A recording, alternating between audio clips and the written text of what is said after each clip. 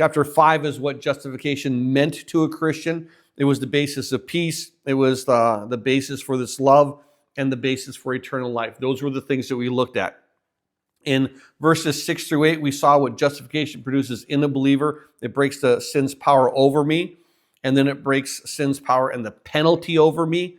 And lastly, what we see is this, is how justification begins to work out practically. And that's what we've been looking at here in chapter 8. Within the first 11 verses of chapter 8, we saw that it changes our standing, changes our walk, and changes our destiny. Those three things. And so as we talked about how it changes our walk, we noted how the believer, there was these two mindsets. That one is you have the mindset of self and God. You had two outcomes. You had death and life.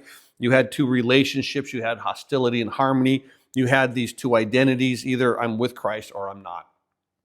And that's what we're looking at here. And now as we're seeing this, it's important to now take a look at what we're going into, because once we hit chapters 12 through, or verses 12 through 17, we looked at this thing called sonship, that we're adopted. We are sons of God. Verse 14, those who are led by the Spirit, these are the sons of God. And that's what we're looking at. And as we're seeing here, we're looking at this whole issue of adoption. And keep in mind, as we looked at the justification brings sonship, sonship brings adoption, adoption brings an inheritance, inheritance brings the fact that we're heirs, heirs, H-E-I-R-S, heirs means that we're joint heirs with Christ.